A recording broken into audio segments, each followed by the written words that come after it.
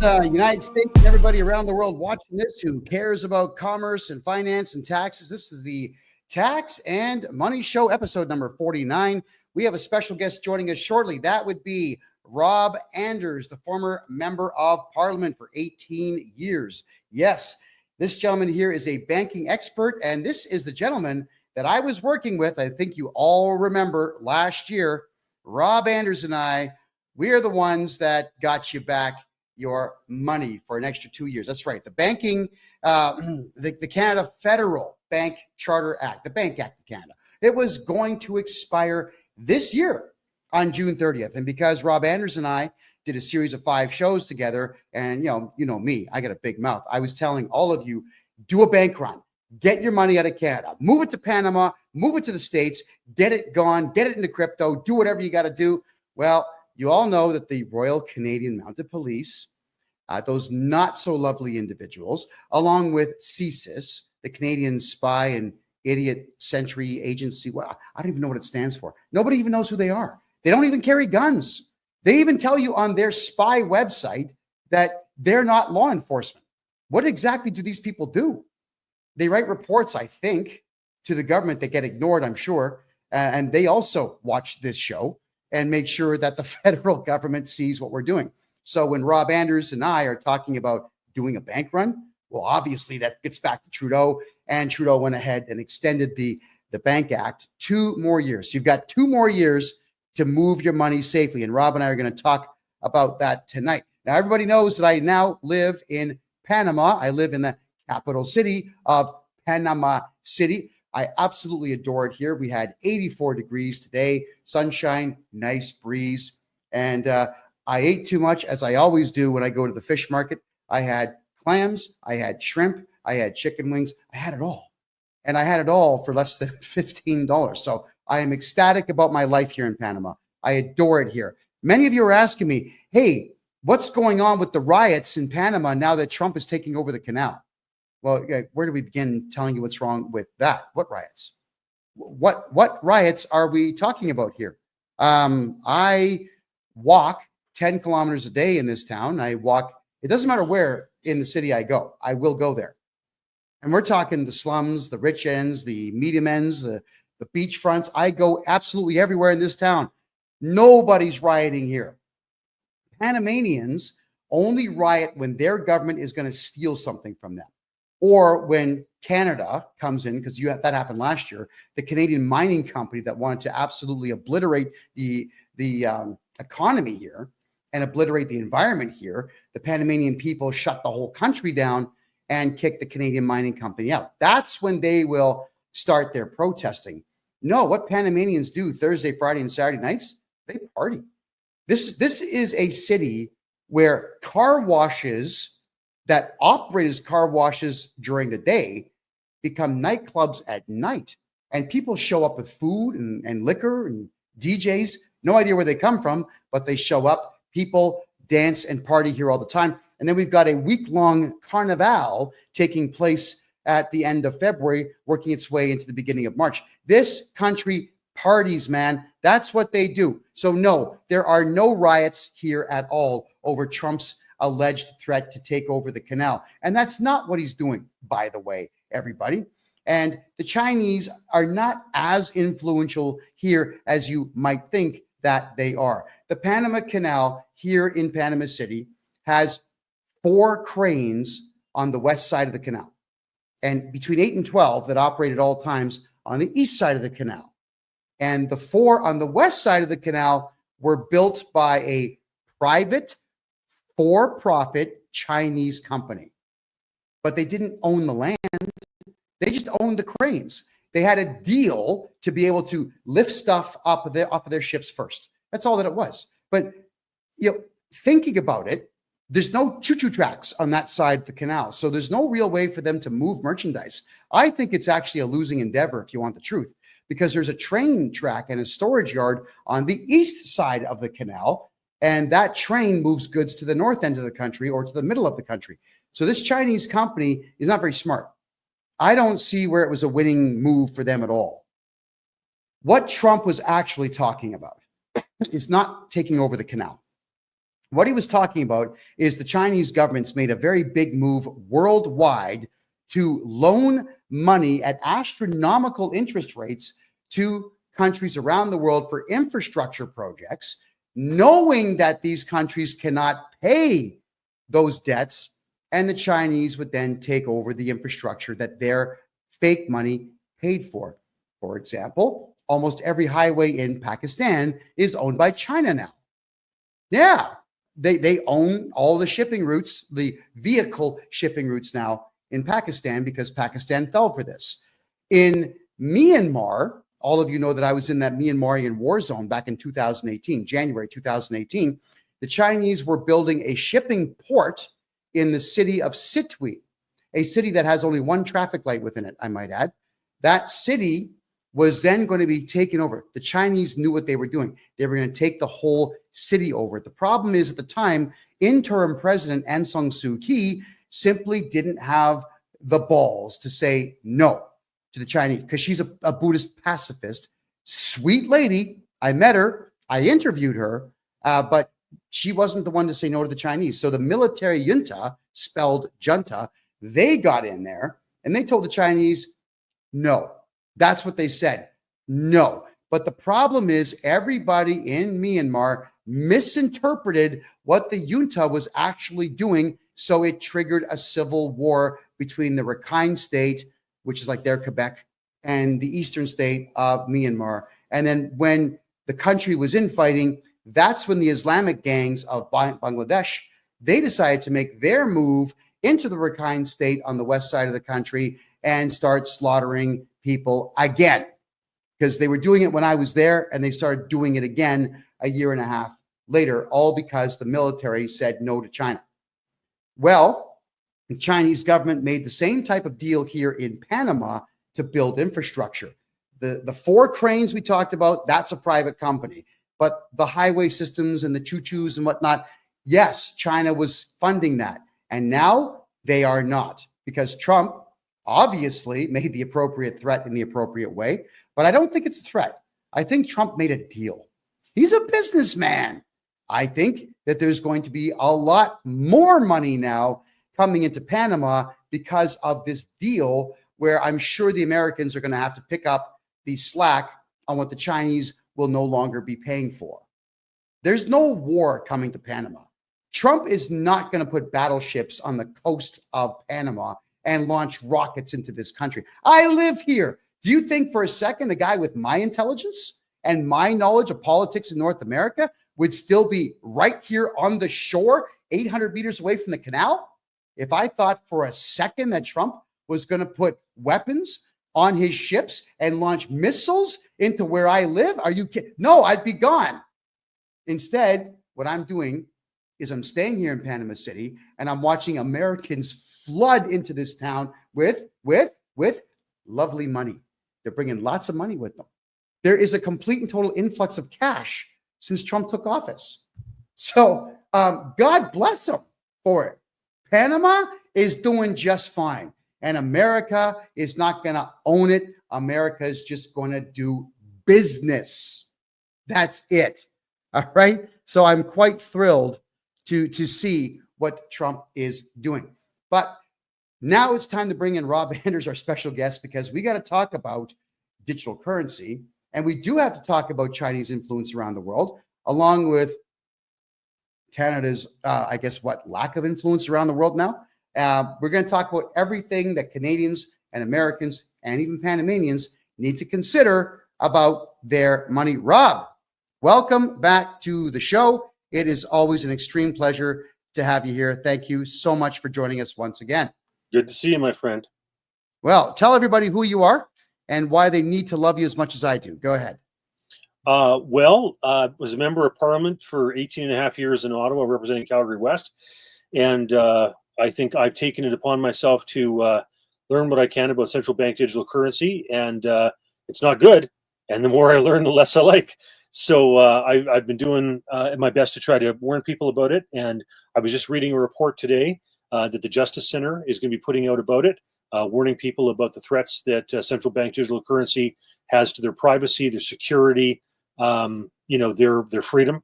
So yeah, we're beating the drum on it, and I'm always happy with Ben Clausen or John Carpe or anybody else who wants to join the discussion and talk more about this.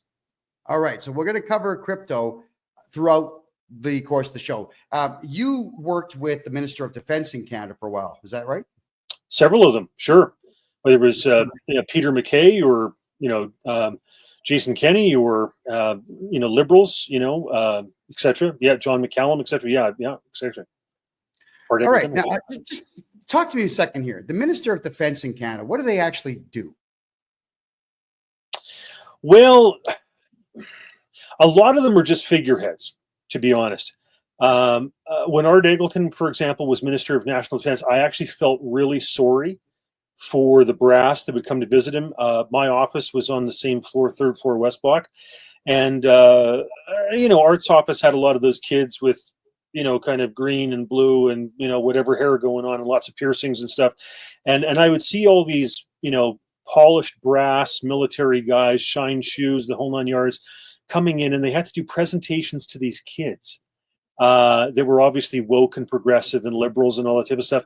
And I thought, those poor bastards, they've probably served 20, 30 years, whatever, in the military, and they have to come in and report to these as their civilian oversight. I thought, dear God. So some of them are kind of figureheads. John McCallum was actually a minister at one point. If you can believe it, he was actually giving away plans for our Canadian warships. We have the most advanced ship we have in the Canadian fleets are frigates, and they are so EH-101 helicopters can fly on those things and drop sonar buoys in the water so that Canada can help with regard to anti-submarine warfare. Yeah, it's the fastest ship in the fleet. It's the most sophisticated in terms of its listening devices, etc. And they have this thing, a claw, that captures the EH-101 and then hauls it into protection so that it's protected from the inclement weather, especially in the North Atlantic with the sea salt and everything else. McCallum was touring a Chinese admiral around, and the admiral said, "Oh, that looks interesting. We'd like that." It was a uniquely Canadian design. He just gave it to him, and then people have been talking about how the Chinese military was practicing in the Canadian Arctic or had arrangements to do so. Well, that goes back to John McCallum. You think about it. China's got cold areas. They got places up in the north, Manchuria, etc. Up, against Nepal, Tibet, etc. But they don't need to practice winter warfare in Canadian Arctic, And obviously, when they wanted to buy that mining company that was up with its own mainland access, type of thing where they could have a base up there. Like, it's just insanity. Some of the things some of these ministers have done to compromise our national security. I could go on. Yeah. So, okay. Well, I'm sure that you could, but it just seems like our defense ministers have been complete idiots, fools, and don't know what they're doing. They know nothing about military tactics, probably never served in the military. And then to make a deal with the Chinese saying, "Hi, guys, come on over to our harsh climate and our harshly trained soldiers who are there specifically to fight in this weather. We'll teach you how to beat them in the very same weather."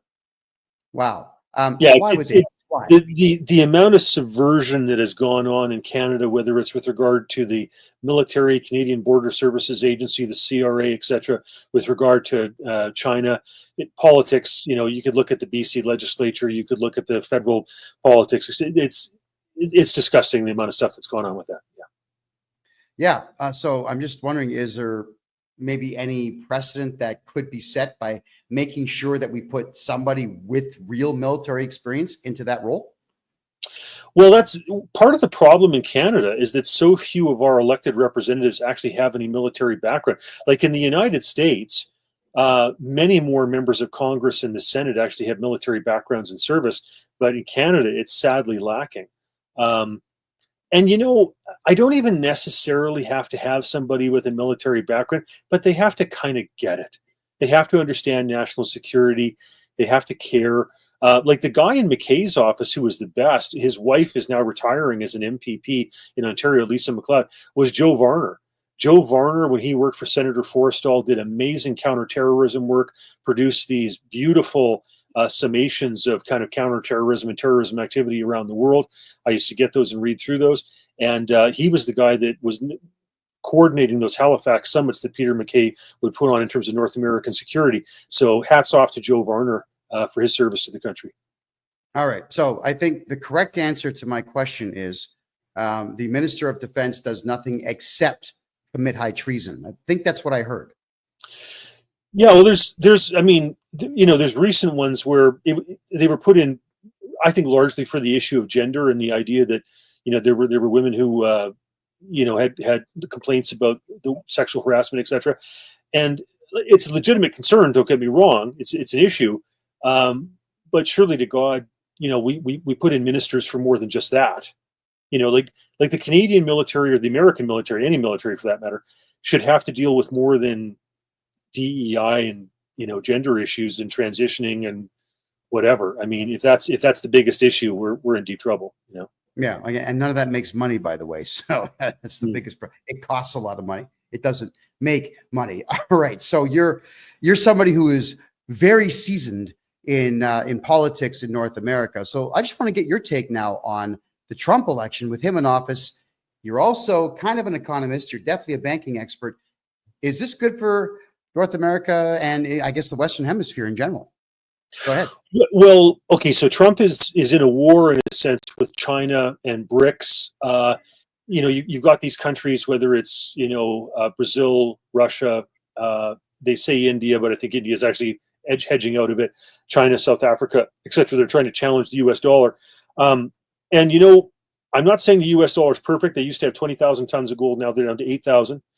But it's still the cleanest shirt in the laundry pile. And BRICS is a terrible scenario to go with. I mean, could you possibly trust the Chinese by telling you what they have in terms of gold reserves? And the Russians, of course, are spending most of it in Ukraine, so you can't trust them. And if I'm China, I'm sucking every bit of gold out of Russia for drones and missiles and whatever else I can get out of them. So I'm grateful that the Trump is battling that. My only worry that I have, my concern there, is I would not like to see the United States adopt the Fed now or a central currency, or even to limit the amount of cryptos that are out there so that effectively it becomes a central bank digital currency. So I do worry about that a little bit still. He's certainly better than Kamala Harris and Joe Biden or whatever with regard to that. But that is a worry. Like Europe, for example, I just saw today. I'll be putting out some stuff about this shortly. But the European Union is looking to introduce its own central bank digital currency in October of this year, and that's a terrible, terrible idea. So I'm grateful that there are European politicians, conservatives, nationalists. I imagine the Geert Wilders and the Melonis in Italy and whatever that'll hopefully be fighting that, because it's a terrible situation for Europe to go into. The EU. The euro is already problematic enough. You've got 20 plus countries with 20 plus variables. That's 400 to 500 variables to try to figure out the value of that currency on any given day. Let's face it, Portugal, Italy, Greece, and Spain, they call the pigs in terms of their debt situations. Meloni, at least to her credit, is actually buying up gold to provide a bullion reserve for the Italian situation there. But their banks. But it's bad. And Brexit, Britain's out. Germany is the one holding the bag with the election of the Alternative for Deutschland. They want out. They don't want to be holding the bag and paying the bills for Europe. So the euro is going to be in trouble. And I think what the European central bankers are thinking is that they're going to switch over to some sort of European central bank digital currency. But it's not the right answer. The right answer is to actually look at a fractional reserve and go back to something based on precious metals. Yeah, well, I've often said the same thing, but here's the problem. Going to, I guess, a gold-backed currency is, like you just said, we have no clue how much gold any country really has. I mean, just because Wikipedia says that the Americans have 8,000 to 9,000 tons of gold, does it mean it was reported properly? Was the page vandalized? We don't know. So yeah. Let's just talk Canada, for example. I mean, in the 1960s, we used to have 2,500 tons of gold. If we had just kept it, hadn't added a single ounce, we would now have the third largest gold reserves in the world after the United States and Germany. China used to claim 3,000 tons, but they've sold off a bunch. They have economic troubles, which I'm sure we'll get into. Oh yes. So, so yeah, in Canada, we're still supposed to have a bunch of gold from the Netherlands and Belgium and some of these other countries. Ironically, despite the fact that we sold off all of our gold bullion. So yeah, there's a lot of countries that have unaudited gold reserves. That's an issue for sure. Oh boy. Well, see, it's trust.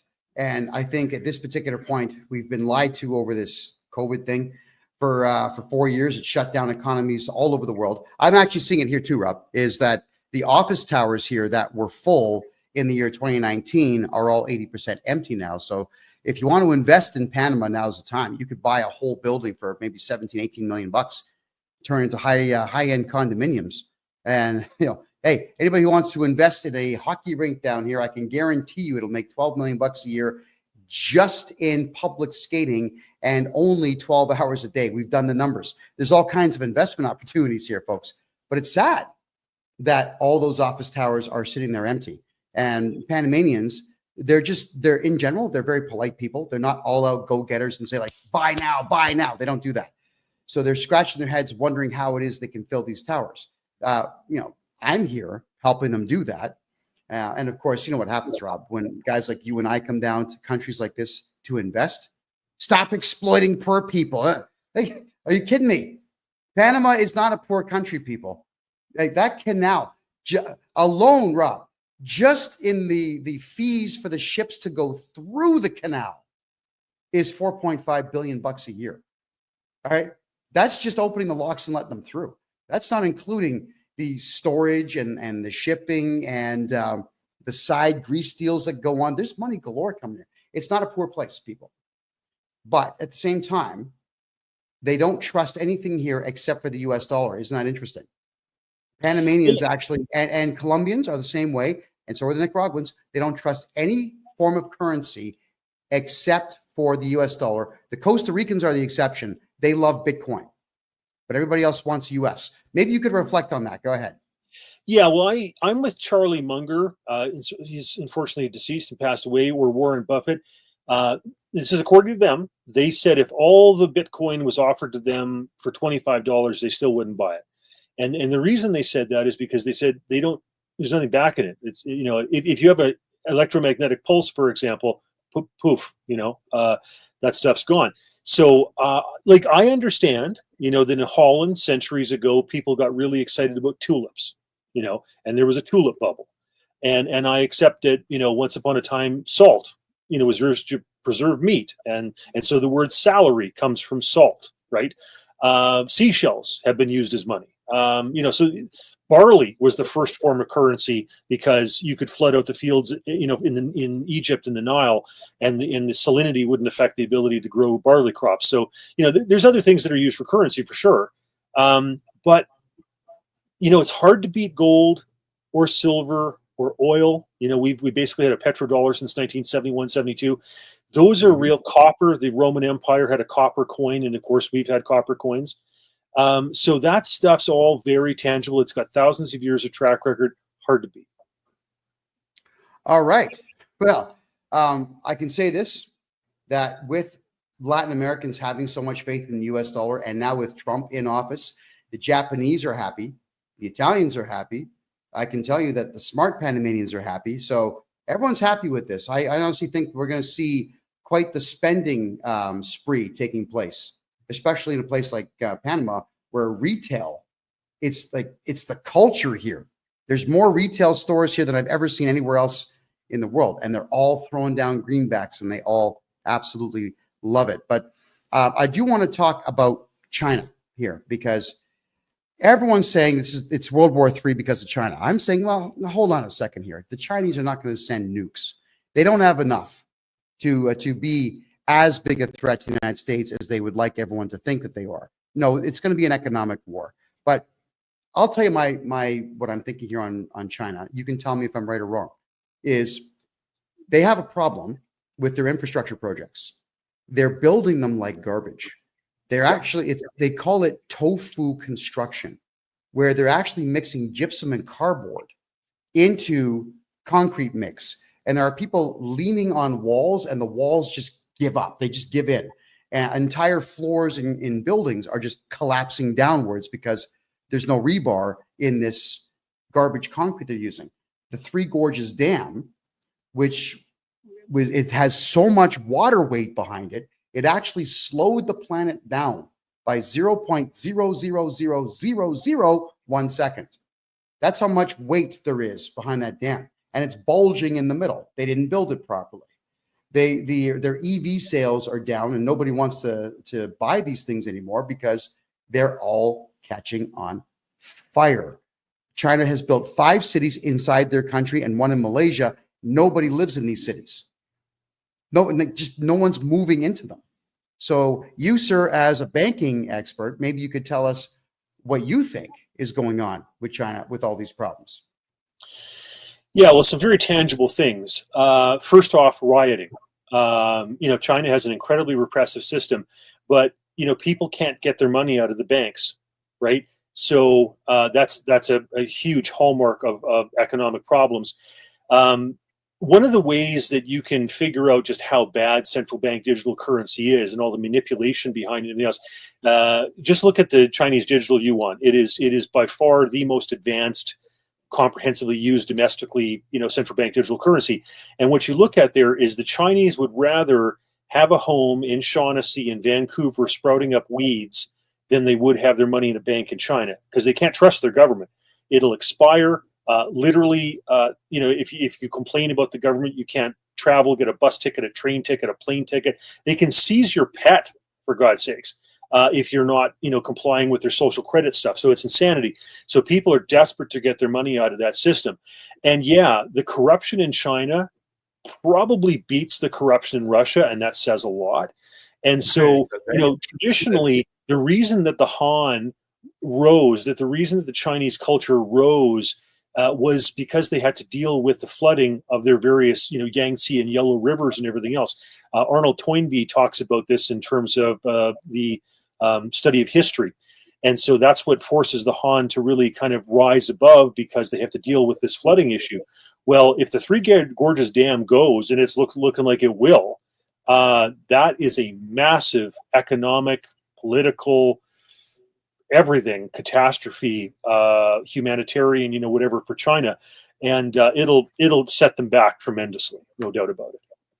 Well, certainly. All right, now they're also spending a ton of dough in China on building islands in the South China Sea because of the 200 nautical mile distance. You own the ocean 200 nautical miles off of the coast of your country. It's difficult to judge when countries overlap.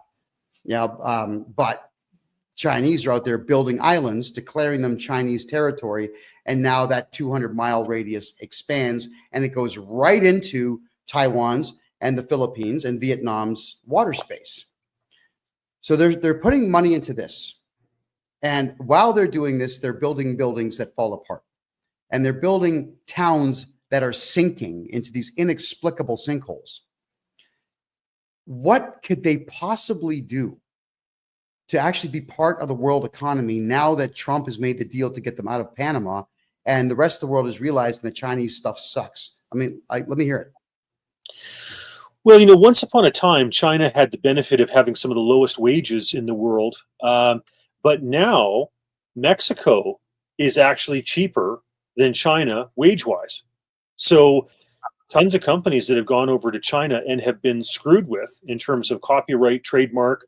You think of pharmaceutical companies like Bayer, et cetera, going over there, hoping that they were going to get a good deal on labor, and knowing that they only had like one official to bribe, as opposed to India, where there were multiple things, because it's kind of a more diffuse culture and more reliable energy or whatever. But the problem is that the labor costs have gone up, and you got to ship it across a whole ocean. So if you can, set up a deal where you're manufacturing whatever it is in Mexico, you have far greater proximity to the United States and just broader North American market. China's got troubles. China's got problems for sure. Whether it's just massive corruption. One of the biggest problems, obviously, is just the Chinese Communist Party. I mean, that desperate structure trying to hold on to power that watched as Nicolae Ceausescu was literally strung up in 1989 when the wall came down. They're desperately trying to hold on, and it's holding them back. It's almost a feudalistic type of structure economically, where unless you have connections to the Chinese Communist Party, you don't flourish. Right. I could tell stories about the stuff that I saw when I was in, Dubai, for example. With Chinese goods that were being sold over there that told you very clearly where they stood in terms of supporting terrorism and that type of thing. They've got troubles for sure. Okay, so do we just sit back and watch them implode, or do we have to worry about the fact that there might be some type of conventional or tactical nuclear war between the two? What are your thoughts? Well, China, it kind of vacillates between overly emotional and very, very long-term thinking. So one does have to give credit, because Asian culture generally thinks over very long periods of time. They can be more forward-thinking about that, and they don't have to worry about elections. They don't have them, right? So they can just implement their 5-year plans or whatever and, go thumping along. But there are times when they get overly emotional with regard to how they're going to deal with something. And that's where they differ somewhat from the Russians, because the Russians are, much more a chess playing, kind of longer term, longer thinking, less of a short fuse culture generally. I think that China will. It's a brittle structure, and I don't think that has a long-term stability to it. I think that there will be trouble there, whether it's just, for example, in terms of the currency, the economy, the labor rates going up. I think all those things are going to pose real problems for them. And I think that, Trump and Steve Bannon and those folks very seriously taking into account the threat that China is. There are threats, in terms of, say, for Islamic terrorism, Russia, irredentism, whatever. But if you look at how proactive the Chinese are, for example, in terms of space-based weapons, their wizards-based weapons and stuff, I think, the United States rightfully sees them as a greater threat than some of these others. And at least Steve Bannon and other people, like some of their naval intelligence people, understand that. And if Trump takes action on that, and maybe even deprives them of, say, for example, favored nation status in terms of trade, that's going to be a serious problem for the Chinese. Well, if America just stopped letting Chinese ships dock in their ports and stopped allowing Chinese goods to be sold, I think that would absolutely crush them. The Americans are the number one consumers on the planet. I mean, the best part about Americans, and God bless you Americans for this, I love you for it, is if you like something or someone, you break out the cash and you just dole it out. You'll get more of it. Very much opposite the way Canada functions, which is why I'm not in Canada anymore, people. I just couldn't stand the idea that I'm a public figure in Canada for 8 years now, and you don't make money there, like nothing, right? So America has that. And if you're able to break into the US market, you will be wealthy, just because they've got 370 million plus people in a consumerist economy and culture. Do you think that Trump is going to stop their ships from going to port? Is this something that he's considering? Well, I think it makes sense to try to repatriate a lot of American jobs or businesses from China back to the United States, or even to a surrogate, in a sense, like cheaper labor in Mexico, because the violations that the Chinese do in terms of copyright and trademark are just ridiculous. What's common over there is they'll bring a business in, promise them cheap labor, access to, seaports, cheap electricity, etc., whatever. The business will set up. They'll very craftily set it up so that, the managers are actually Chinese, and that you're not allowed to export any profits. And then businesses have to be very slick about how they, say, for example, take a part that is overvalued and export it so that they can take the money out, in a sense, through goods rather than cash. And then the Chinese eventually just go ahead and steal the trademark and the copyrights and whatever patents, and then just start producing stuff across the street which is undermining, these various things that might have a technological or pharmaceutical or whatever edge. So I think that'll come back to burn them. I think a lot of these companies will have seen that, they went over there dreaming that they were going to have access to this billion-person market, and it turns out that's not really what happened. I think the country that understands that the best is actually Taiwan, because Taiwan has long time romantically thought of itself as the real China, and they thought that by using their money and their smarts and their advantage with regard to, say, for example, microchips, they were going to be able to, in a sense, invert and overthrow Chinese communism to make it more like them. And instead, they just watched their money disappear over there, and their own security be eroded, subverted by the mainland Chinese. So if you want to learn from anybody about how that doesn't work in terms of this billion-person market, it's the Taiwanese. They could write books about this stuff. It's funny that you say that, because we used to crack jokes when I was a kid, back in grade 2, grade 3. We're talking the mid-1970s, that every time you saw some kind of junky toy or some novelty, it was always made in Taiwan, always. Right. And, we as kids, we didn't know where that was, didn't know what it meant. And we would listen to my father, my uncle, whatnot. The damn Taiwanese, because nobody knew. But I'm thinking back to my son contacts me saying, "Hey, Pops, I found all kinds of your old toys from the 70s. I said, "Oh yeah, where was it made?" "Taiwan." And I said, "Show them to me." I'm thinking that's all the highest quality stuff I had. They used to make dynamite stuff back then. So I guess you're right. The Taiwanese tried to sell their products to the Chinese, but the communist government doesn't allow free enterprise. And the Chinese government's building junk all over the country in the way of infrastructure that crumbles. And they are repressing the people something fierce, to the point now where you're not allowed to be rich for a long period of time. It's a new trend they've got going on. The Chinese will say that if you're famous, you're only allowed to be famous for a short time, and then they'll just remove you. They'll kill all your social media and remove you from the spotlight by force. There's no free market enterprise there at all. So this Xi Jinping guy, who's in charge of the country, who's got this massively weak ego. When you call him Winnie the Pooh and he lost his mind, he banned Disney movies in his country because people called him Winnie the Pooh. This is the guy that's in charge of your country. So where could the country possibly go with this? Yeah, well, these dictatorships are always so brittle, right? So you've got this control freak, and you can't. How do you have, whether it's 1.3 or 700 million or whatever statistic the Chinese are pushing out there these days? You can't have that large an economy that's all dictated and run by one man. Like it's insanity. And Russia's facing the same type of scenario, right? Like it's a terrible design. Right. And so, yeah, that will not go well. Like that's not going to end well.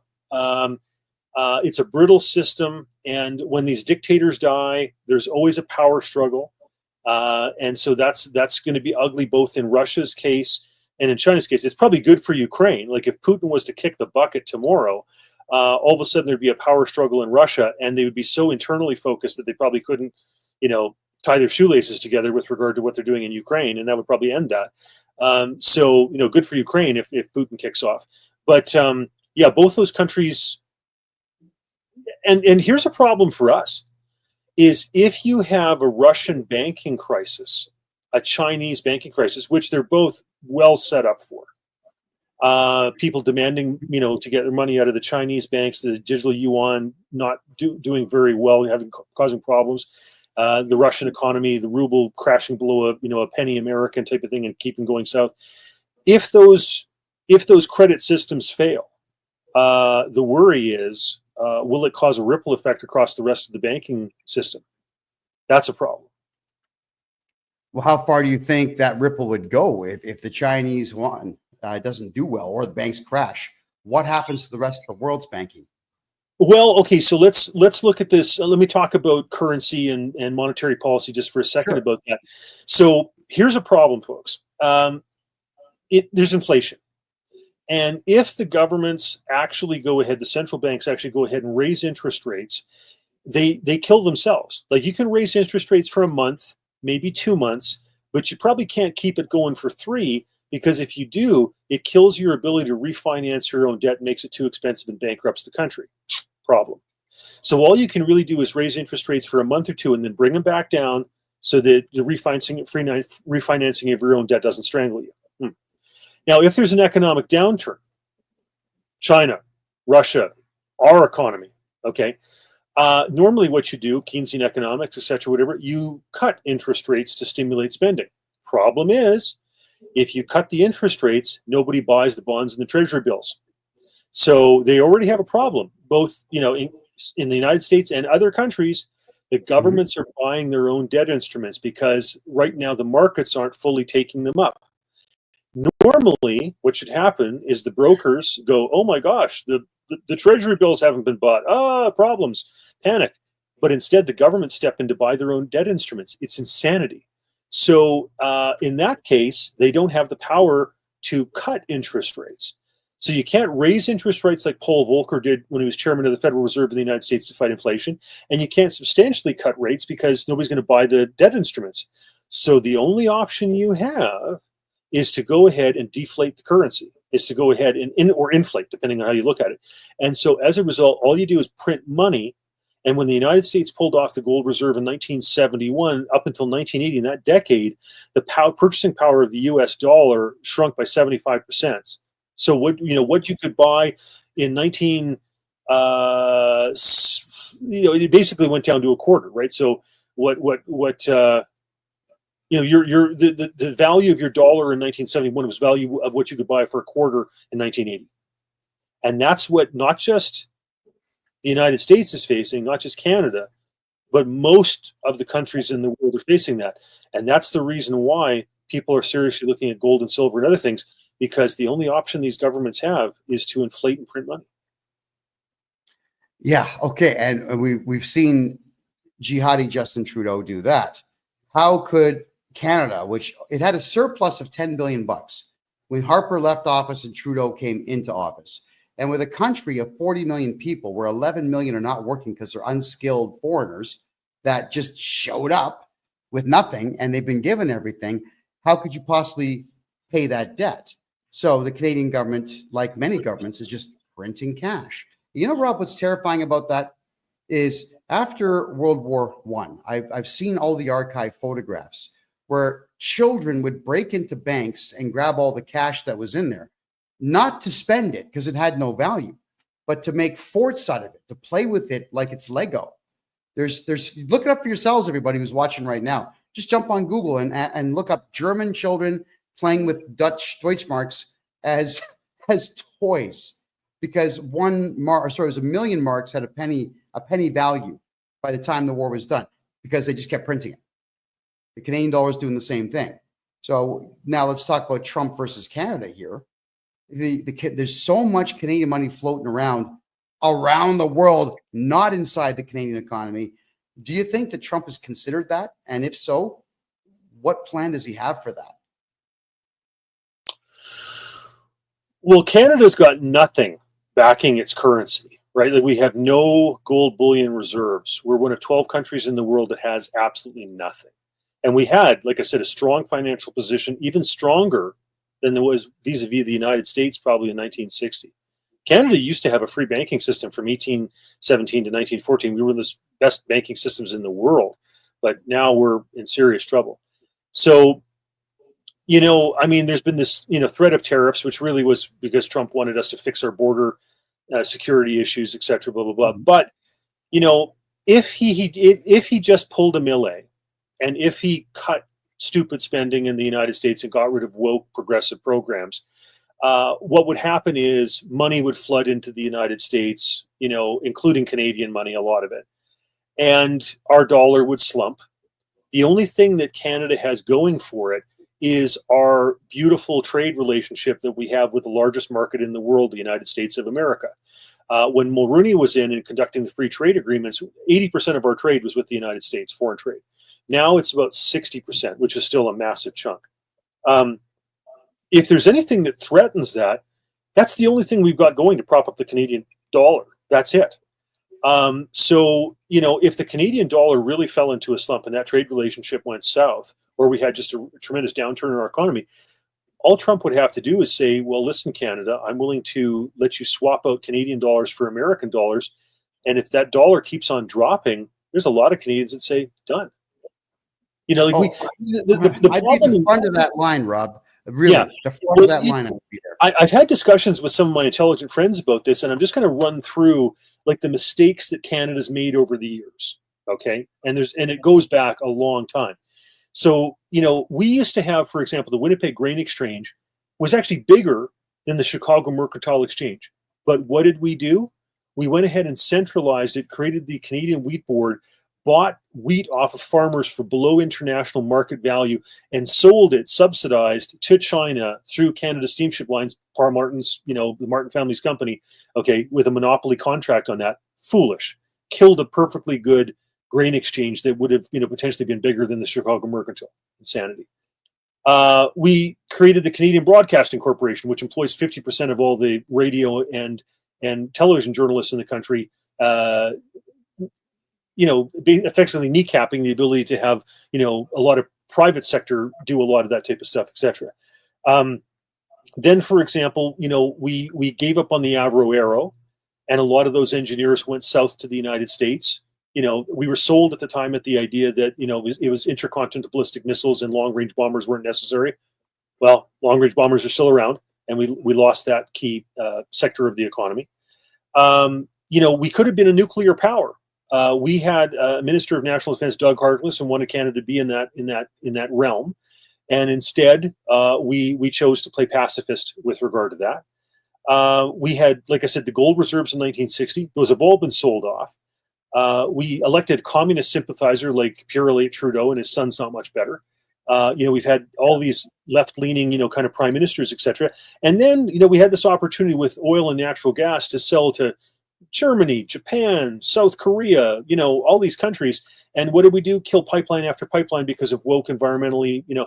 So we've set ourselves up for failure in so many ways that we could have been an economic powerhouse. But instead, every single time, every one of these, you know, instances that I give you over several decades, we've literally undermined our national sovereignty. Something I can say to that, Rob, is, you know, that I lived in the United States for almost 5 years in my 20s, and I've been to 12 different countries looking for business opportunities. I can tell you this, out of all the countries I've been to, including Thailand and Myanmar, Canadians have the least amount of business acumen. Everybody around the world wants to get products in the store, get the price tags on them, get them sold, get them out, bring more in. It's this revolution of goods. It is this hunger to bring it in, sell it, get it out, get more in. The Canadian way of doing things is, oh, hey, everything kind of just arrived yesterday, so yeah, we'll unpack it tomorrow. And tomorrow shows up, oh, wait, hey, Leaf game's on. That's what happens. Canadians are not hungry. They're not eager to go and make money. I'll give you just a very simple example of what I'm talking about. You want to talk about lack of business acumen. There are a lot of Canadian podcasters who, post-COVID, are doing quite well, where they've got over 100,000 subscribers. I, as you can tell here, I'm a Canadian tax expert. I do a lot of taxes for a lot of people and get them back a lot of money. And I want to advertise on these Canadian podcasts, a 30-second commercial at the beginning of their shows. All of them said the same thing. Nah, we don't take advertising. We don't want to appear like we're some kind of conglomerate. Are you kidding me? Well, what are you doing it for? Why would you spend 40 hours a week having a podcast and collect no money? Do you think somebody cares that you're not taking money for what you do? That it's the whole country thinks like this. So that is why Canadians are not taking advantage of and exploiting their own natural resources. Potash, diamonds, golds, copper, nickel, phosphorus, oil, beef, fresh water. You know, and Canada produces so much electricity that we actually have to pay the Americans to take it from us and put it into their grid. We don't even know how to make money on producing too much electricity. So I can't be in Canada because I cannot be around that type of thought process. That thinking is why everyone's broke. So everyone wants to blame Trudeau. My life sucks because of Trudeau. Well, did you look in the mirror? Do you think like an American or a Chinese businessman. Hunger, money, now, money now. That's how I think. I'm talking like Kevin O'Leary now. I want to make money. Everything I do has got to make money. I have not been on a date with a woman for a year and a half because it costs money to do that. I'm not making money when I'm wasting my time having these conversations. But Canadians don't think this way. So they're in a lot of trouble. And that is the only concern. And you can reflect on this one now.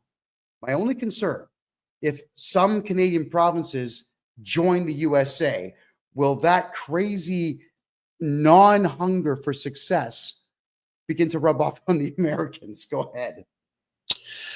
Well, the Nixon administration did a study during the Quiet Revolution in Quebec in the 1960s and figured out that what they really wanted was a land bridge to Alaska. And you can understand that. Sarah Palin, I've talked with, she had to literally drive through Canada all the time, going back and forth to her state type of thing, which, we're grateful to have her visiting, and buying gas and whatever, and, all that stuff.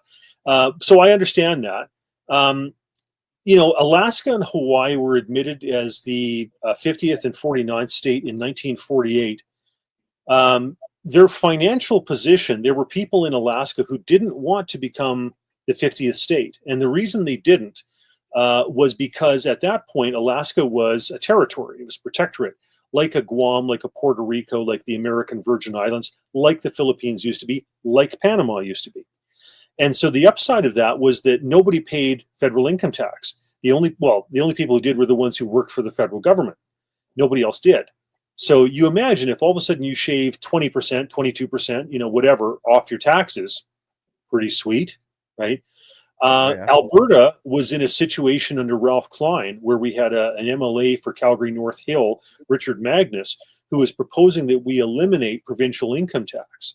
It's now sitting around 10%. It's still one of the lowest in the country.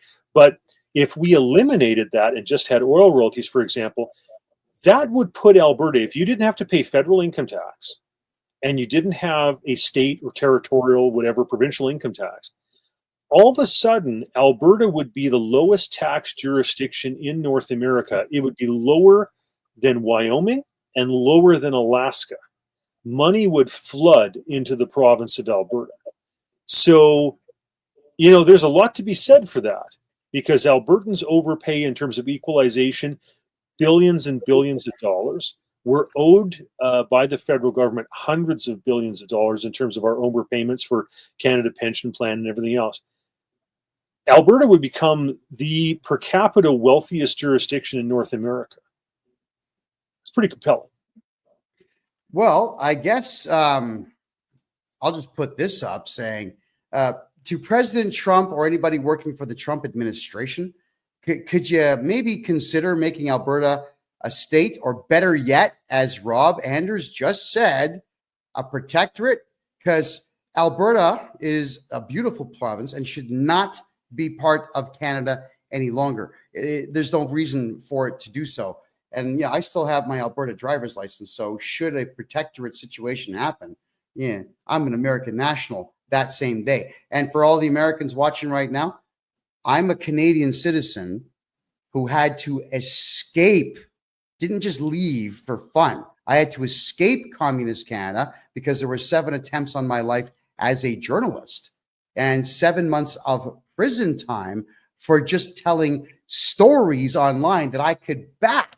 Rob, I did prison time for telling people don't take COVID vaccines. And now the same province, which was Alberta, that locked me up for that, has just come out and said, everybody, there was no COVID. Like the province admits this now. So, I'm just saying that for the Americans who are watching, Canada is pretty bad, especially the provinces of Ontario and Quebec. And if the Trump administration is watching, I would very much love to be an American national because that day I would turn over my Canadian passport and say goodbye forever. There's no reason to be in Canada at all as a Canadian citizen with ambition and drive. And I think there's a lot of Canadians out there who share that sentiment. When you have drive and ambition in a communist country, they'll crush you. They're crushing people in China and they're crushing people in Canada. And when I explain that to Panamanians down here, typically through a translator, they're blown away. They actually say, I want to go to Canada because Canada says there's there's gold on the streets, saying, no, there's death on the streets. That's about it. Your thoughts? Yeah, well, Bjorn Borg left Sweden because the taxes were too high. There's a number of people who've left the United Kingdom because taxes were too high. And Canada is no exception to that. People leaving Canada because they just don't want to put up with the taxes anymore. No, it's a very sad scenario.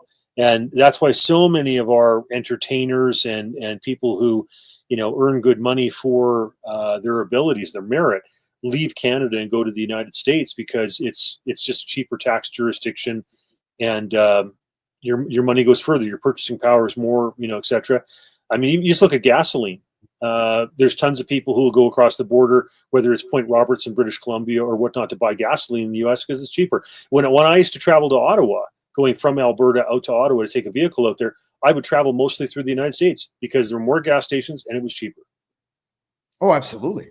There's a lot of Canadian border towns where people go to the United States Costco's and do all their shopping there, and they'll stay overnight. It's cheaper to go to the United States, get a motel, stay overnight with your wife or significant other, shop the next day, and go home. Because if it's 24 hours or more, there's no taxes on the groceries you're bringing back in. Right. I was born in Winnipeg, Manitoba. I have relatives in Winnipeg who do exactly that. Go down to Fargo and buy stuff and come back, and it saves them money. How pathetic is your country when people literally drive to another country to shop for milk and bread and butter? That's pathetic. Yes, I mean, look at the price of cheese. Max Bernier was addressing this, for example, during his leadership bid. He was talking about supply management. I remember one time I was in a cheese factory in Ontario. I think it's London, Ontario. It was during the Perth Middlesex by-election.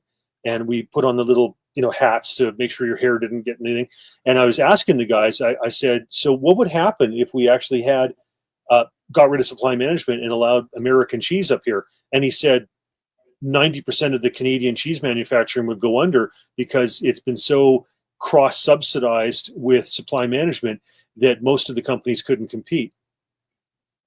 It's just sad. Like we've literally kind of grown up on a lot of kind of interventionist, subversive socialism. And Alberta, we've been subsidizing socialism across the rest of the country. Quebec daycare is because of the equalization payments that we pay out. The Canada Pension Plan, if Alberta wasn't contributing, we over-contribute by $3 billion a year. We over-contribute to employment insurance by about $300 million a year. We have been subsidizing these social programs and this socialism across the rest of the country, and we were just drunk on oil money and allowing it to happen. I remember Bloc Québécois MPs, when I was first elected in the 1990s, saying, why do you guys put up with this? Quebec does our own thing, and we're not even as economically viable as you are. Why do you do it? They were right. We've been subsidizing the rest of the country with ridiculous social programs and whatever for decades. Yeah, and for our American friends who are currently watching the show, Canada is full-blown communist. It really is that bad. And the vast majority of the Canadian economy is subsidized by the government, which is not government money. It's taxpayers' money. To the point now, America, if you're planning on moving to Canada, I wouldn't do it. I'll tell you why. It's because your tax bill will be up to 73% of everything you make by the time you're paying your income tax, your Canada Pension Plan, employment insurance, provincial income tax. You got regional taxes in some cases. Now you've got property tax, you've got entertainment tax, liquor tax, you've got fuel tax. There is tax on tax. And if you're in the province of Quebec, whatever you buy anywhere in that province, Rob, it's crazy. You buy something in the province of Quebec, the federal government puts 5% tax on that. And then the Quebec government puts tax on top of that taxed number. Nobody can survive. Now, we did income taxes for 605 people last year in Canada. Now, half of that was corporate.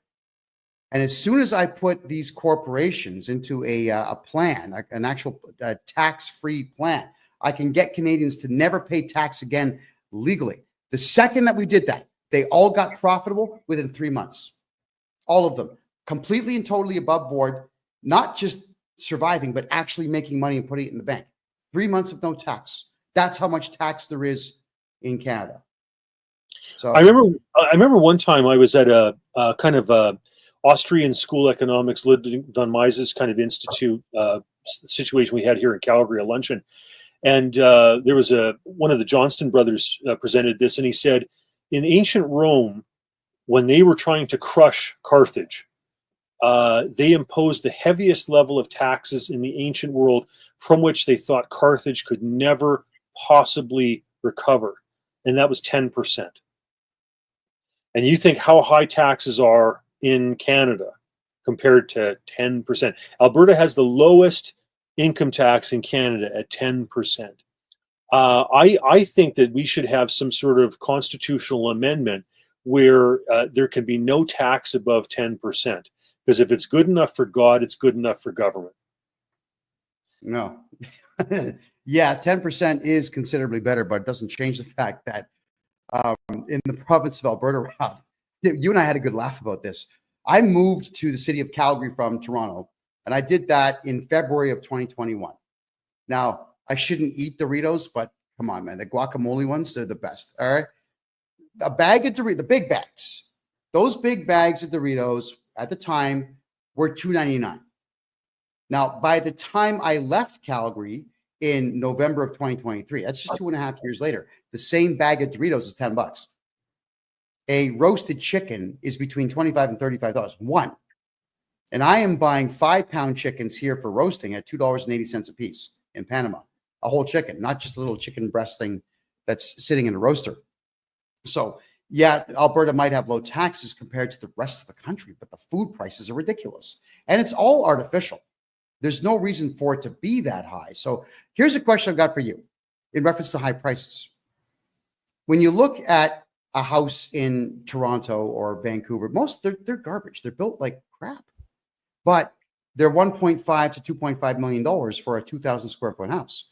But compare that to Houston or Dallas or Austin or even the Tampa Bay area, same house is $250,000. Now, you and I both know that the entire housing market in Canada is inflated deliberately through money laundering. And the theory is that if money laundering was actually made a properly illegal thing in Canada, the entire housing market would tank, and so would the food market. Could I get your commentary on that, please? Yeah, it's been commented on by a lot of people other than myself that our real estate market is ridiculously inflated. You know, the U.S. had a big correction in 2007, 2008 with Freddie Mae, Fannie Mac, and AIG and what have you. And I'll tell you what went on. We had Canadian mortgage companies, banks that were terribly exposed to the subprime crisis in the United States and Mexico, for that matter. And what happened was Mark Carney, along with Stephen Harper as Prime Minister, Mark Carney is Governor of the Bank of Canada, went ahead and took the worst aspects of the Canadian chartered banks' mortgage debts and had them purchased by 3 different entities. It was the U.S. Federal Reserve to some extent, because some of them were American mortgages. Some of them were by Canadian Mortgage and Housing Corporation, and some of them by the Bank of Canada. We would have had bank failures in Canada, but this was all done under the radar. And then when the market settled down, they were, retransferred type of thing. But the Canadian banking system survived the subprime crisis in the U.S. because of that kind of under, the radar subterfuge.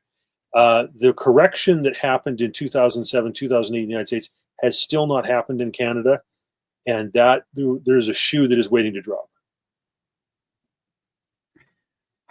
So imagine, this is one I've actually been thinking about here. Imagine Donald Trump, who actually is entirely fed up with the entire Canadian government, all of it. Imagine he finds a way to stop money laundering in Canada. How quickly would the housing market crash in the entire country? Well, the 2 biggest ones obviously are Toronto and Vancouver. Vancouver, like I said, it's all that Chinese money that is desperately looking to get out from the crazy scenarios of central bank digital currency, digital yuan in China. We would have a major correction. The U.S. probably had, a 30% correction in 2007, 2008. The Canadians, we skated through that. Would the correction be even bigger? Would it be 35, 40%? I'm not sure. Well, I can say a lot of people are going to lose a lot of money. Yeah. A lot of people are going to lose a lot of. And one of the things, and that's what I tell people, that have 100,000, 200,000, 600,000, whatever it is, in GICs, treasury bills, bonds, bank, debt instruments, whatever. Watch out. I saw people come into my constituency office back in like 2007, just before it all went down. And they were facing bail-ins where they were losing this stuff because of the fine print, okay, with regard to bail-in contracts on this stuff. And they were money just pixie dust, eliminating. And I worry for a lot of people in Canada. They don't understand how compromised the system is. It's not a bail-in. It's now a bail. It's now a bail-in. It's not a bailout. It's a bail-in. So in order for those banks to save themselves, they're going to take those depositors' money and solidify their own equity type of thing. And the depositors are the ones who are going to lose out when they read the fine print. And so there's a real storm coming. There's a reason why Warren Buffett has pulled as much money out of the market as he has. He realizes there's a correction coming. Oh boy. So Canadians who have money in the bank, and the money is at the second lowest it's ever been. The Canadian dollar sucks right now. Oh God, it sucks. What are the chances it could crash before the Bank Act expires in 2.5 years? Any idea? Well, I think what that's predicated on, and I've said this, just previously tonight, if the Chinese have a dam break, if the Russians have an economic collapse, it's going to cause ripple effects throughout the Forex exchanges. The euro is precarious. They're living on borrowed time. Portugal, Italy, Greece, Spain, the massive debts. Britain's pulling out of it because they don't want to hold the bag. Germany, Frankfurt, the bankers in Frankfurt are pulling out because they don't want to hold the bag. The euro, in my prediction, will collapse. Margaret Thatcher was exactly right back in the 1980s when she said that the European common market made sense because you could buy Czech crystal or British cod or German steel more cheaply because it wasn't paying tariffs to those various countries. That made sense. But the lack of controls and the idea of a European common currency didn't make sense. She was right in the 1980s. She's just as right now. And that will collapse. I just wish I knew exactly when, because you could buy puts and make a fortune.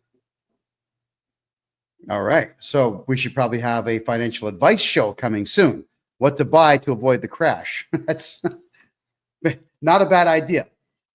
Oh man, it's a lot to, this is a lot to take in, obviously. And really what's going on here, Rob, is that you're hitting me and the audience with the same amount of information that I'll hit my clients with in the 1 hour consultations that I do. And it's truly mind-blowing how little we all know about the financial markets in the world and even what money is at all. So how can we help people here? Is there anything that you and I could say that's magical right now to help the average person comprehend all this? Yeah, well, I'll take some of the stuff out of the report that I read today from Justice Center, right? Use cash, keep it alive. Because, if you get to a situation where banks don't want to distribute or stores don't want to let you pay in cash, that's a big problem, folks. As well, you can't get around precious metals. Brett Oland and I have talked about this. He gets it. He's one of the adults in the room with regard to this stuff at Bow Valley Credit Union in Alberta. Alberta should actually have its financial institutions commit to 1% of their assets in gold, silver, maybe copper, oil in Alberta's case, etc., because it's real, it's tangible. Right now, it's based on nothing, folks. There's nothing backing it at all. And if the Canadian dollar continues to drop, it's a disaster waiting to happen. So it's hard to get around precious metals. Weimar Republic Germany, when they started to inflate money, which I said before is the situation all the central banks are in. They can't raise interest rates really to correct inflation. They can only do it in a posturing kind of way because they'll bankrupt themselves. They can't cut the rates because people won't buy their debt instruments. So all they can do is inflate. And that's kind of the Weimar Republic situation they were in, after World War I. So what did they do? They were actually breaking up gold and silver chains so they could buy bread. Little links of gold and silver were what they were using as real currency. So it's hard to get around that, folks. Even the Soviet Union, when they tried to get rid of cash, when they nationalized the banks with the Gazbank in 1917, I have an example here. This is what a Russian silver, a Soviet kopeck looks like. They had to revert to this in 1921 because they had 1/13 of the Russian population, 10 million people starving to death. Okay. And in 1923, they had to revert to gold because nobody trusted the Russian banking system. That's how bad it was. That's what it comes down to, folks. That's where it goes. Okay. Rob, we got folks on Kick here and on TikTok who can't see you. They can only hear you. Could you just remind everybody who you are, please? Go ahead. Sure. Rob Anders. I was a member of Parliament for 18 and a half years in Ottawa, represented the riding of Calgary West. And I've just gone down the rabbit hole of central bank digital currency in the last few years and put out, lots of emails about this stuff, and just reviewed a report today that was put out by Ben Clausen from the Justice Center on this. I'll be doing some other podcasts coming up with Sharon Polsky, who is one of our people involved with privacy matters in Canada, and also I've done some stuff with Brett Olin with Bull Valley Credit Union. He runs that. Okay, fantastic. So I also want to tell everyone this. Rob Anders was incredibly helpful when I was running for mayor of Calgary. You had me and a few other candidates for our city council come on over, and you educated the hell out of us on the right way to dress and the right way to present. And Rob, it was unreal. You gave all of us a 45-minute section of your lecture on suits worn by leaders around the world for the psychological impact. Maybe why don't you just tell people a little bit about this? Because the one common denominator was the most successful politicians out there all seem to have blue suit, white shirt, nice colored tie. Let's hear it. You're a former politician. What's the deal with that? Well, okay. So basically, if you have the same color that goes, for example, from your shoulder down to your heel, a more traditional suit, as opposed to just like a sport jacket and pants, it's a solid color, right? It has a solid, look. I remember we were taught when I was just getting involved with the Reform Party and doing question period in the House of Commons that young guys would want to wear solid, light absorbing colors like cashmere, etc., because it sucked the color in and made you seem more solid. But for older guys in our caucus, like say, for example, John Reynolds, who had been elected, back in, an earlier iteration and returned to the House of Commons, you could get away with more silk and stuff because it kind of gave a youthful, ambiance or vibe to it, etc., whatever. As well, you wanted to, either have a light blue shirt or a white shirt, because that's Beau Brumel's thing about having the clean linen. And your ties, if you look at U.S. presidential debates, a lot of these guys are, governors, senators, etc. You'll see a lot of them wear a red tie, solid red tie, because it seems to be the one that women most gravitate to for that. The black suit is kind of like the clergy, and other examples that you could use. There's some military outfits that are like that. For the blue, it's a classic thing in terms of the police and the military. The gray, once again, there are some militaries that use that, whether it was in the U.S. Civil War or the Germans, etc. So there's certain colors that connotate those things. Bankers will judge you when you go in for applying for a mortgage or a credit card based on whether or not it looks as though you care about your image to the public. And therefore you will care about whether or not you are in the media or whatever about not paying your loan or your credit, etc. So, the smaller the pattern on your tie, for example, like a pin dot as opposed to a larger kind of comical polka dot, stripes, the rep ties that the English are famous for, the regimental ties.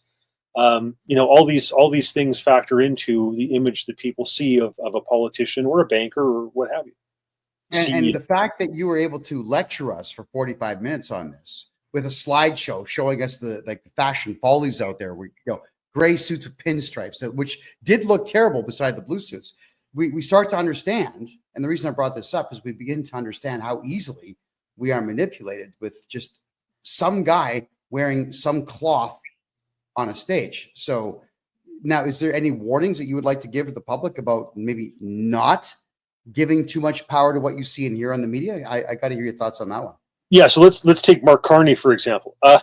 Tell everybody who Mark Carney is, because we have Yeah, Americans in Britain watching. sure.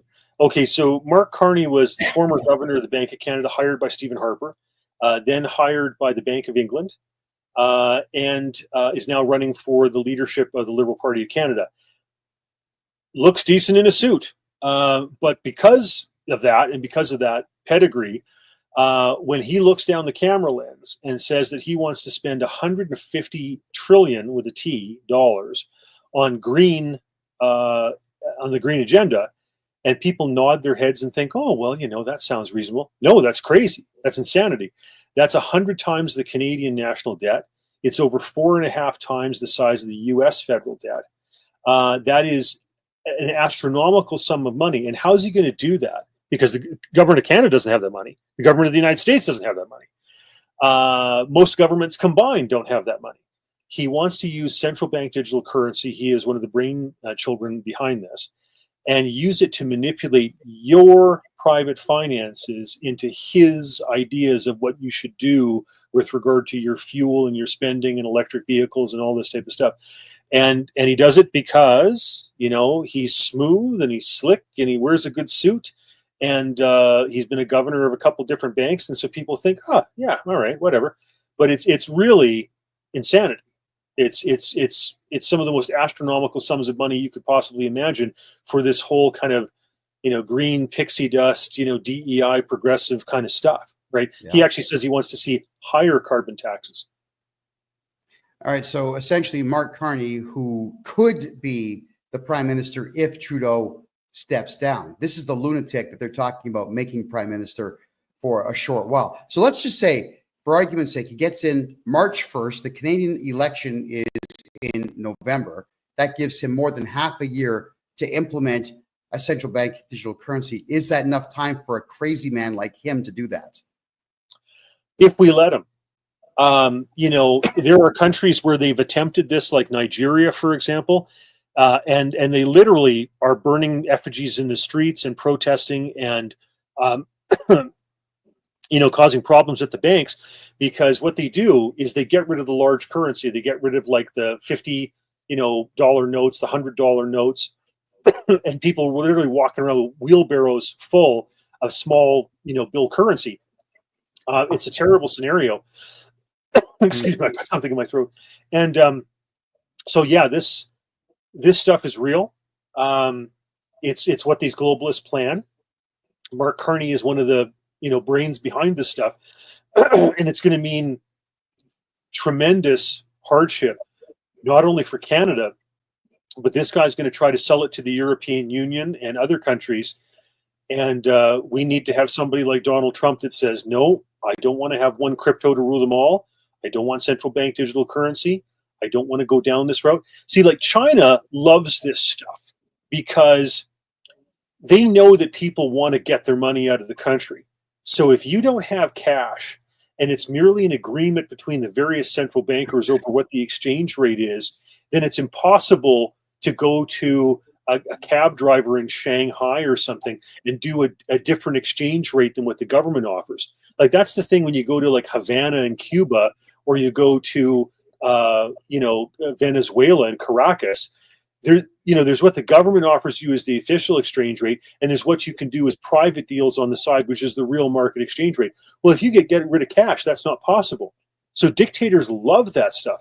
Vladimir Putin, Xi Jinping, they love this stuff because it means that everybody's trapped into their bogus exchange rates that they set by the central banks, and it therefore keeps their currency inflated at a higher rate than what it should be. They love this stuff. But if you love freedom, don't let the dictators win in terms of telling you what the value of your money is. And that's one of the reasons we should go back to the idea of having a precious metal and a fractional reserve, because that's the way you really preserve wealth. If Mark Carney gets in, do you think Trump's going to let him stay in office? Well, Donald Trump rightfully had problems with Justin Trudeau, as we all only 20% of Canadians still support the guy, who they are, whatever. I mean, even the Liberals are turning on him, thank goodness. Mark Carney is bad. He's going to make Trudeau look good, because Trudeau is kind of this, guy who reads his talking points. But Mark Carney is more of a globalist. He's more of one of their actual prodigies and brains behind this type stuff. If Trudeau looked down at camera, Liz, and said he wanted to allocate $150 trillion to green initiatives, people would laugh. They would laugh if Stephen Guilbeault said that as a minister in charge of the environment in Canada. But when Carney does it, they're actually taking it credibly. And the problem is he could actually bamboozle some of the Europeans and others into thinking this is a plausible idea. So he's more dangerous than Trudeau. Smoother, slicker, more dangerous.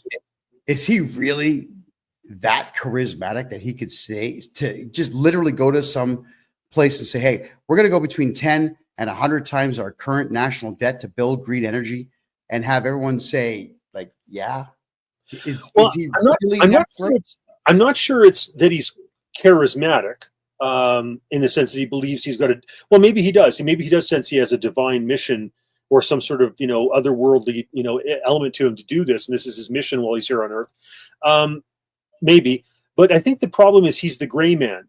He's what they refer to in intelligence and espionage communities as kind of the guy who just, floats there and doesn't get noticed and whatever, and doesn't ruffle feathers. Like Trudeau can come across as a clown, right? He puts on blackface. He wears inappropriate headgear. He appropriates other cultures and kind of dresses up. Like, he plays Mr. Dress Up. But Mark Carney's not going to be that stupid. He's never shown that before. And so he's just more credible. And people are going to buy this stuff. Like, if I had to have if the forces of evil were looking for a salesperson for central bank digital currency, it's not Justin Trudeau, right? He's too laughable. But with Mark Carney, it's much more dangerous. Well, he terrifies me, this guy. And should Mark Carney get in, and please, Uncle Trump, if you are watching this, you go remove him by force. And yeah, man, I was in a court case. This is back in 2021. Conveniently, there was a court case brought against me while I was running for mayor of Calgary, because I was the only real conservative guy saying, don't get needles, don't put on masks. We're going to put the whole city back to work when I'm mayor. So conveniently, someone who was funding Justin Trudeau to the tune of $100 million decided to just magically sue me for defamation of character right in the middle of my campaign. And of course, the entire left-wing audience focused on the fact that I got sued by a guy who's Muslim when his faith had nothing to do with any of the truths that we had divulged about this guy in our media. Well, where it gets insane is there was absolutely no evidence brought in this court case that I had said anything that was untrue. But the lawyer, his name is Jonathan Lysis. He prides himself on being a lawyer of 29 years. The guy's the biggest wimp I've ever met in my life. Tough in court because he's got the judge to protect him. But out in the public, wow, coward. This guy says, Your Honor, Mr. Johnston here has once said to Donald Trump that he would like to see Donald Trump come in and annex Canada, take over Ottawa, and remove the Canadian government by force. Now, and we just can't allow a man who's calling on a foreign government to interfere in our great nation, because he was a left-wing individual who likes to raise money for the pedo people. And I've got evidence on that one too. And the judge saw red when I was accused of saying, which I did say, by the way, I did say, Trump, please remove everybody from Ottawa. But that's all it takes in a left-wing country to get an 18-month jail sentence in Canada for defamation. Sorry, not even defamation. It was contempt of court, because I was asking Trump to fix the country. That's how pathetic it is. So obviously I can't be in Canada because they're going to keep doing it. Right? What is there any solution to guys like Mark Carney and Justin Trudeau and this Jonathan Lysis guy and all these extremist left-wing maniacs shutting down freedom of speech and shutting down the conservative economy? Is there any solution that we have to this at all? as a nation? Please go ahead. Well, I actually think that Justin Trudeau can legitimately be charged with treason. Like, not joking. If you go ahead and you allow the People's Liberation Army of China to have operatives inside our highest level biohazards lab in Winnipeg and have them export coronavirus to the labs in Wuhan, and then go ahead and add gain of function to it to make it more deadly. Now, you might be able to argue that he was just an idiot and he was naive to allow that to happen. But once you've been informed by the Canadian Security Intelligence Service, et cetera, that that's what went on, right? And then after that, you go and buy jabs off of China that you know have been weaponized, and you buy enough of them, 8 doses for every man, woman, and child in Canada. If that's not treason, I'm not sure I know what is, right? So that's a legitimate charge that can be brought against him. And I think, Alberta just put out a report by Dr. Davidson, whom I met with, who left his emergency medicine position. He was in charge of emergency medicine in Red Deer for all central Alberta. He went down to Texas, learned the protocols with regard to hydroxychloroquine, ivermectin, vitamin D, etc.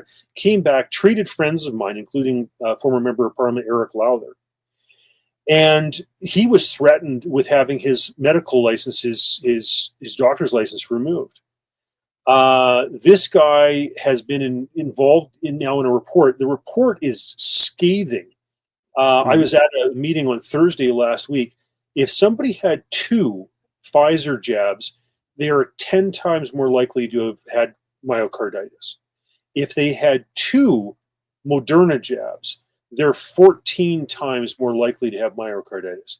If they had 1 Pfizer jab and 1 Moderna jab, a mixture of the jabs, they're 36 more times likely to have suffered myocarditis. Of the pregnant women who were jabbed, 87.5% spontaneously aborted. And of children who were jabbed, there was a 3,328% increase in infant mortality death. The man who was responsible for that and allowed that to happen, encouraged it, invested in it, Justin Trudeau. So what he's essentially done, because then this is a tax and money show, is he has crushed the economy for a full generation there, because that's a whole bunch of children who won't be born to eventually get jobs and pay taxes and contribute.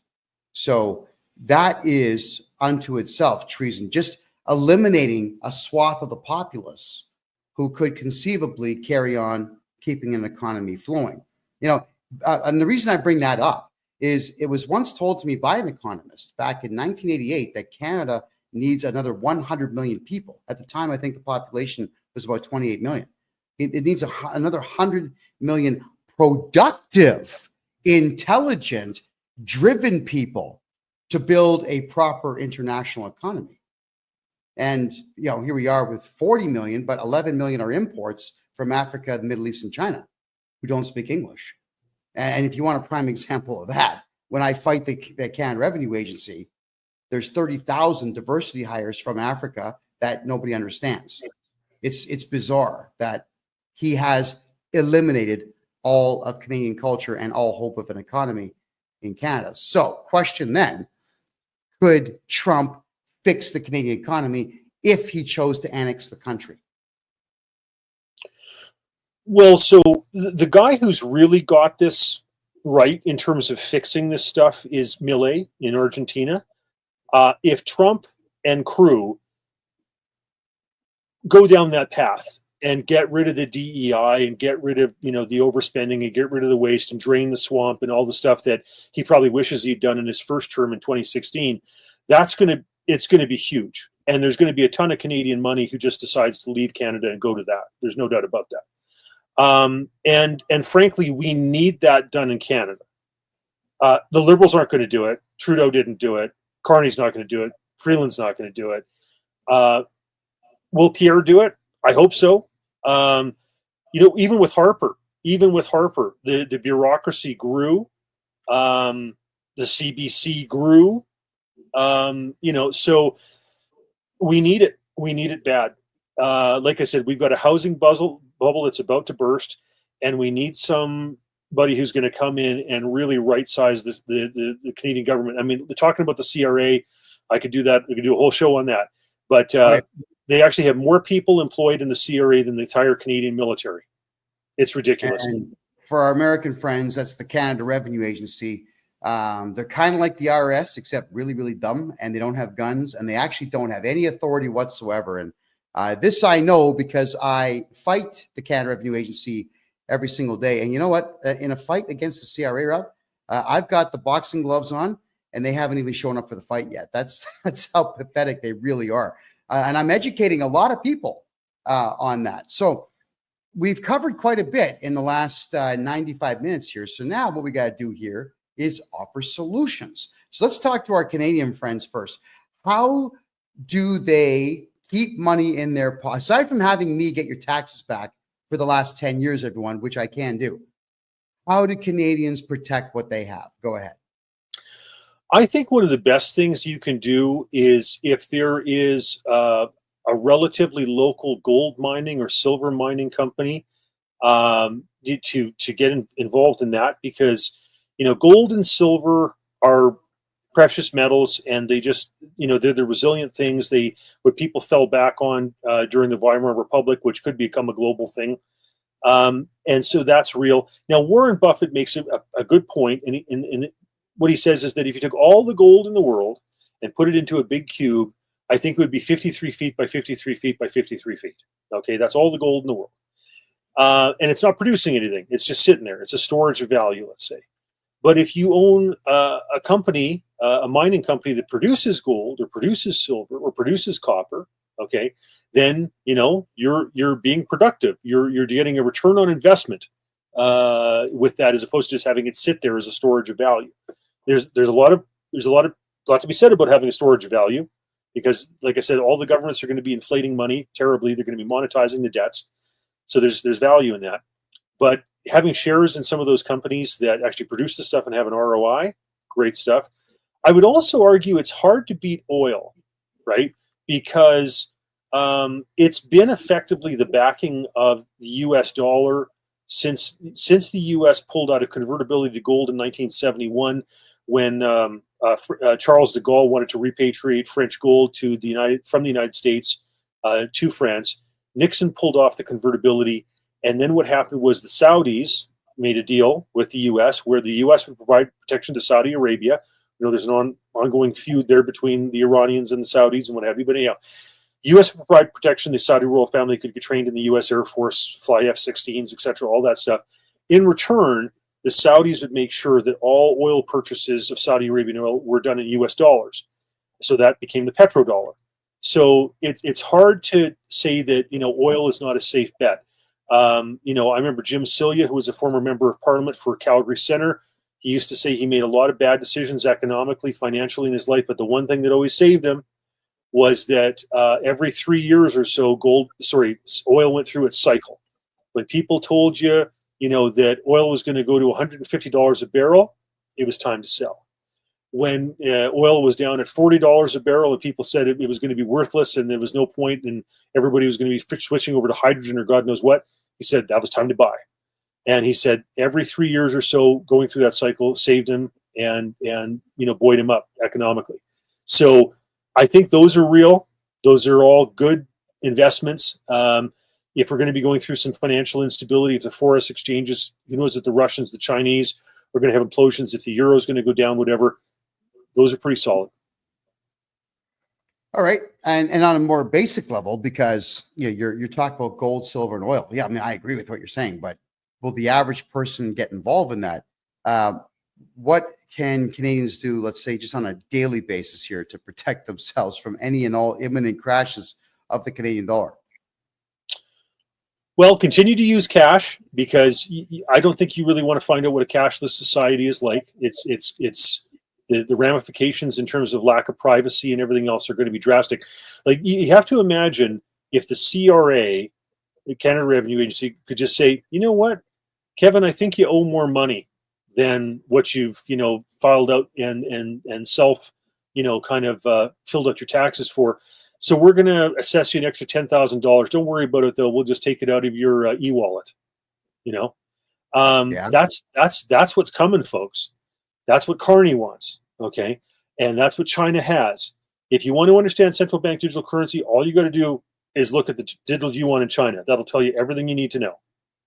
And look at what the Chinese are doing. They are investing in Vancouver real estate, getting their money out of that country as best they can.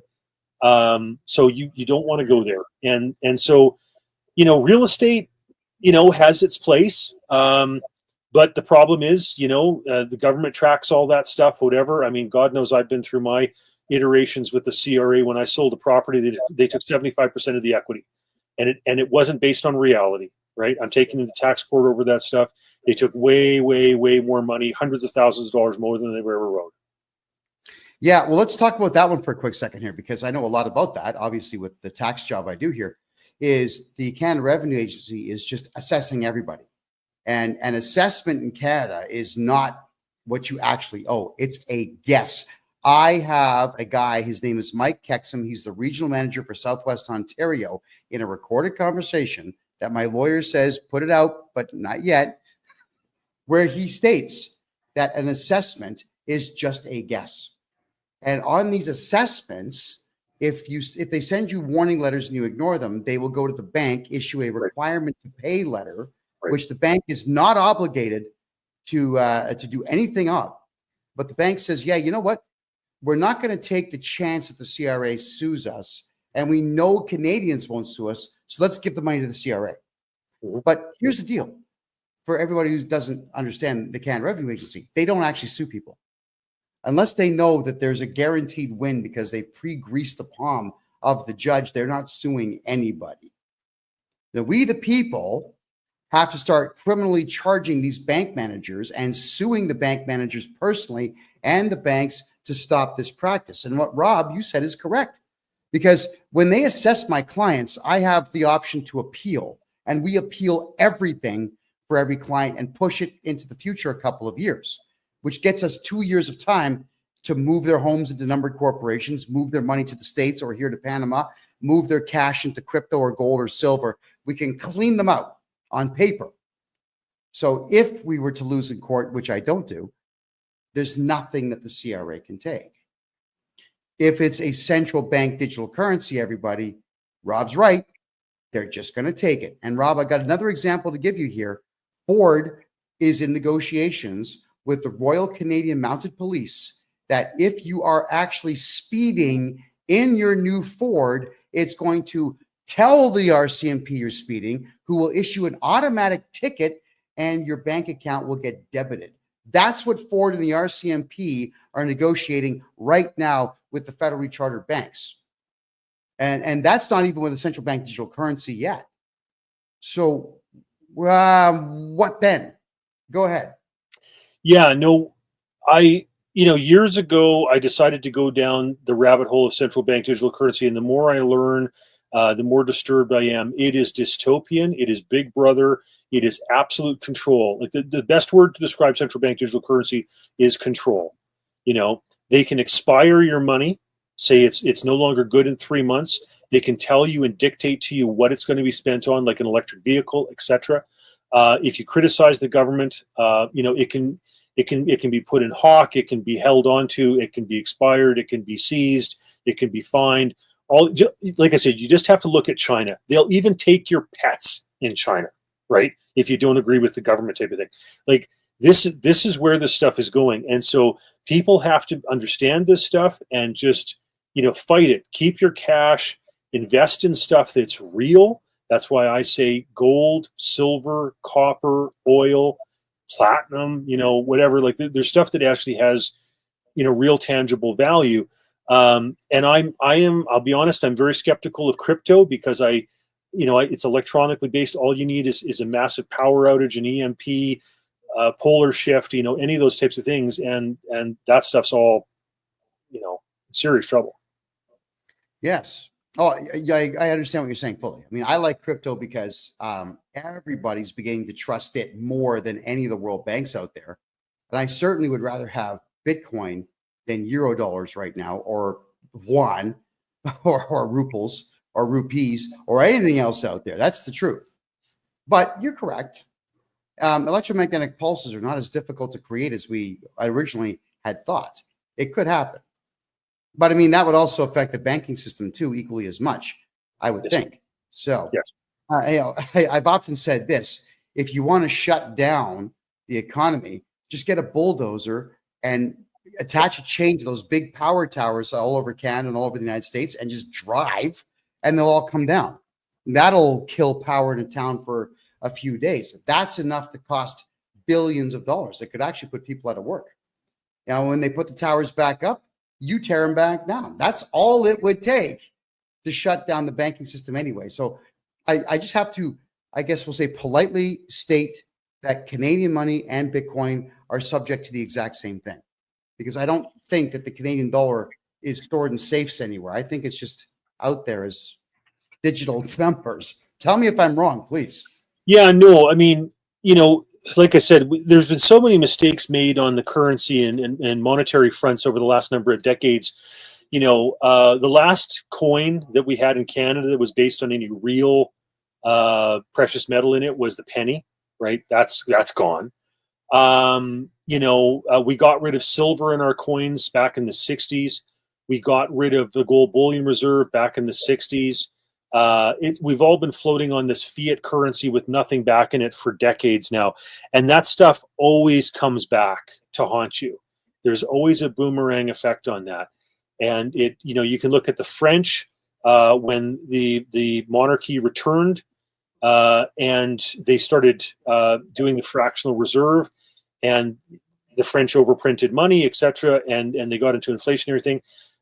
Brooke Shields' family, if you can believe it, historically, were actually involved in the banking system in France, and then they fled to Italy and did the banking for the Vatican and stuff after the French economy collapsed, and then eventually make their way over to the United States. So that's, this fiat stuff, it only goes for so long before it collapses, folks. And the euro's in a bad spot. The Canadian dollar's in a terrible spot. The American dollar, if there's enough fluctuations on the forex exchanges, enough catastrophe striking, that you may even see the Americans have to go back to pegging back to gold. Yeah, you're right on that. Now we're down to our last 12 minutes here. So trade war, Canada, United States trade war. Let's talk about this one. Trump says he's putting tariffs on Canadian products, and now Canadian folks are taking American products off their shelves in their retail stores. American stores might be doing the same thing. Then we've got at hockey games, Canadians are booing the American anthem. The Americans are retaliating with booing.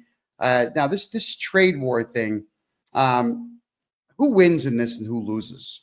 I don't know who the winner is. I'm hard pressed to imagine who the winner is. Really what this was is Donald Trump saying, fix the damn border, right? And like, it's not only Donald Trump that's been saying that. I remember when I was on a TV show, the editors that Larry Shapiro used to tape in Montreal, and we would bring in some Americans, some Canadians, etc. Howard Dean was on the show, etc., governor of Vermont. And, at the time, we had Mujahideen Khalq that was operating out of Montreal. If they had been in the United States, they would have been hiding under a rock. But in Canada, they had a public relations person, they had media contact numbers, the whole nine yards. We had Ahmed Rassam, who was plotting to blow up LAX airport, that was caught leaving Canada to Port Angeles in the United States on the ferry. Like, we've got problems in this country. We've got groups and terrorist organizations and whatnot that are operating here, plotting against the United States. The ambassador Paul Cellucci under Bush talked about Canada being an aircraft carrier off the north coast with a bunch of terrorist organizations in it. He's not wrong. So, right. There's things that need to be fixed. We've had CSIS agents for years talking about, and you were right in your introduction when you said they get ignored. Like, how frustrating would that be to be a CSIS analyst who is looking at these terrorist organizations, recommending that they be put on a terrorist list, And the government ignores it, doesn't do anything about it, because the prime minister has the largest Islamic population riding in the country in Papineau in Montreal. It's disgusting. And I understand why Trump's frustrated. And he's basically saying, like, fix it. Canada is spending like 1% of our gross domestic product in the military. The United States spends 3% on something that's 10 times the size as an economy or, population, etc. So that, what does that mean? They're spending 30 times the amount of money. We have to pull up our socks. He's right. And so, yeah, it doesn't make sense that, people aren't able to buy Canadian maple syrup more cheaply, or that, Americans aren't able to, sell their products here, and you decrease the purchasing power of both Canadians and Americans in doing tariffs. I think he's just trying to wake us up and say, fix the border. Well, you heard it here first, Canada. I mean, Trump does not want to bankrupt you because he's sinister. The guy he's a patriot, for God's sakes. Donald J. Trump is well aware of the fact that his demeanor and his attitude and his way of doing things would be successful in one country in the world only, the United States of America. He's fiercely loyal to the country that allowed him to be a billionaire twice over. So why would he not want to protect what he loves? And of course, he's doing the right thing with a family legacy. He's got Donald Trump Jr. and Barron. I'm sure he's grooming them to take over for him one day as the next president, which I certainly hope they do. The guy loves his country and he wants to protect it. And the Canadian government is a clear and present danger to the United States. And as a result of all that, Canadians are not making money because all our money is just leaving the country. And quite frankly, Americans in Democrat states, they weren't making money either. So there is an opportunity here for Canadians and Americans to get rich if we can get this Trudeau-esque nonsense out of the country and have Trump just do his thing. And that's allow all of us to live safely and make money. Go ahead. Yeah, I want to tell a story, because when Donald Trump was first president in 2016, he had a 2-hour meeting booked with Justin Trudeau. And I heard this through the grapevine because I'm a politician and I know a lot of other politicians, and it filters around what happened. Okay. And the story I heard was that he had a 2-hour meeting. Trump proposed eliminating all tariffs, total free trade. And Trudeau rejected it, put it aside, said he's not going to cut a deal if Mexico's not in, etc., blah, blah, blah, blah, blah, made some excuses. And then he took the rest of the 2 hours to berate Donald Trump about feminism, because, as you know, Justin Trudeau is a self-described labeled feminist, okay? And Donald Trump, from what I understand, was looking at his watch thinking, dear God, when is this meeting going to come to an end? This is ridiculous. He let him have a pass, though, as stupid as that was on Justin Trudeau's part, okay? But then when Justin Trudeau was on his way back to his Transport Canada jet, he began texting about how he had lectured Donald Trump for 2 hours about feminism. At that point, Donald Trump lost it and said, screw this guy. Okay. And so Donald Trump was offering no tariffs, free trade right across the board when he first was meeting with Justin Trudeau. Is it any surprise that when he comes back and he realizes what a puke Trudeau is, that he sticks him with that? I mean, well, just think about that, Canada. You elected this guy because he had nice hair. And the end result is all of you are broke. Canadians are broke. And I'm not mocking you for that, but you do have to be cognizant of your political choices out there. And electing a guy like Trudeau because he was handsomer than the political candidate on the conservative side got you this. And look what the Americans did when they decided to vote diversity and equity. They got Barack Obama. Up to that point, he was the worst president in American history until Biden took over, and then Kamala very, very, very, very temporarily. That's what you get when you don't pay attention and when you're looking at the wrong things.